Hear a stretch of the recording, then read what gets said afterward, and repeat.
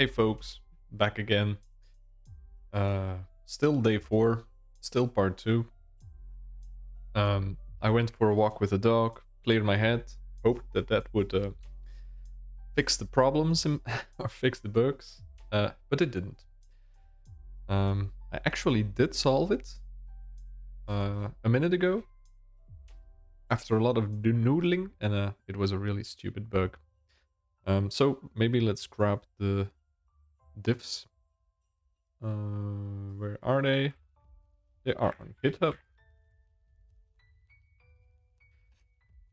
So I tried several things actually before I found the problem. First thing I did was refactor the code we had because I was not happy with the data structure we ended up picking, and the parsing itself was really sucky.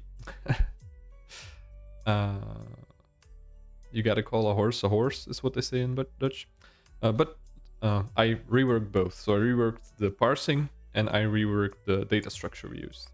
Instead of a map, we now use a 2D array, and instead of this horrible parse that skips lines and does indexing crazy stuff, we just do this, which is very much an improvement. It almost reads like Python code here, but we just loop over the lines, we parse every column, and we parse into a 2D array. And why is that cool? Because a 2D array allows us to do stuff like this. So the looking up rows and columns in our boards is now just a one-liner instead of this abuse of a lookup table, because we just said, okay, map, go away, you're a list now, and we filter every element in the list. Now we just do cleaner slices. But other than that, the code remained the same.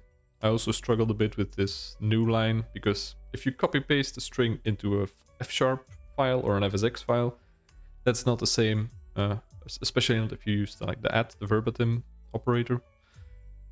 So that let's do some subtle differences between test data and actual input, because my test data did not come from a file. Also a lot of fun to debug stuff like that. Yeah, so anyway, I reworked this, and as you can see, that's the only thing that changed. And when I ran it on the example, it still worked, so it was a successful refactoring, but I hoped that I might have had like an edge case or a parsing bug for the actual input. So I hoped after this refactoring in this commit, everything would work, but I had the exact same runtime error as we did this morning. So there wasn't actually a bug in the code. There was a bug in my thinking.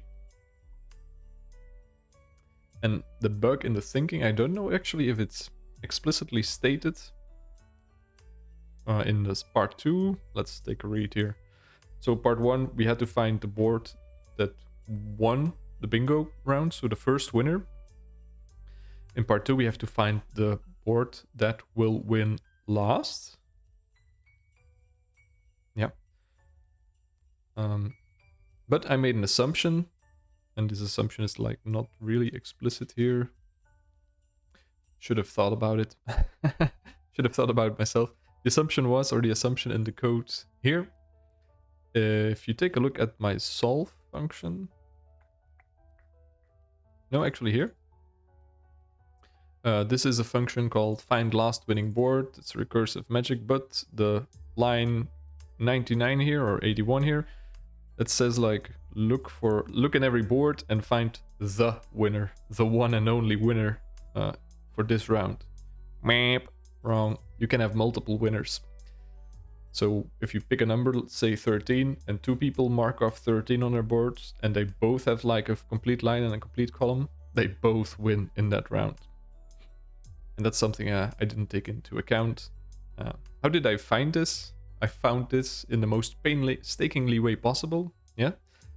As you can see here, I printed out not just the example, because the example worked just fine. This is my actual input, so 100 numbers, 100 boards doing the marking.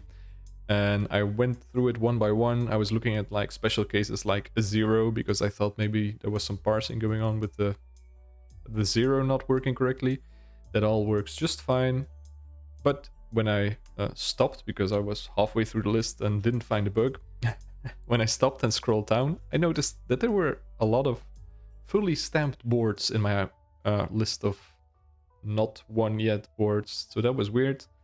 And that was like the eureka moment for me. Of course, you can have 2 boards winning at the same time. And so that was something I didn't take into account. But I did just a minute ago. Yes, this well commit explains it well. What is happening here? Oh yeah, I just wrote a whole lot of tests as well. Yeah, so I have more test code than actual code, I think, for today. And yet, these tests did not surface the problem. It was only when I started manually taking a look at what was coming out. And the big change that made it work is this one. Instead of finding just the one winner, we look up every winner for this round, and we continue until we don't continue until we have like only one winner or we have no more boards. We continue until we've had all the numbers, and then we just take a look at the last winning board. So yeah, I think I spent 3 hours easily on this problem today. Walking the dog did not help, which is usually something that helps. What did help for me today was taking it really slow, pen and paper wise, printing out every step in the process, and noticing like a pattern that didn't match with my mental model, and that was like the eureka moment. So I hope this is the one and only day where I struggle with stuff like this. I learned how to parse multi-line things again. That was something I completely forgot, or it didn't work first time.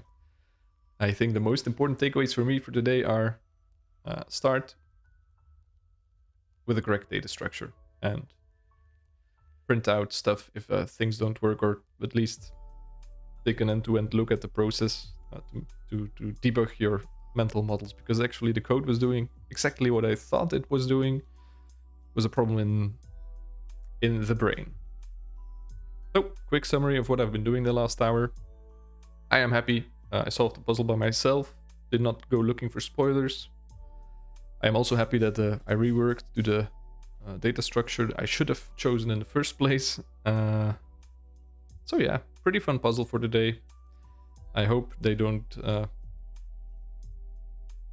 I hope only the weekends contain puzzles like this, because I don't have the time to spend more than 1 hour or 2 hours per day on Advent of Code puzzles. So here's fingers crossed, and otherwise we'll figure out a solution.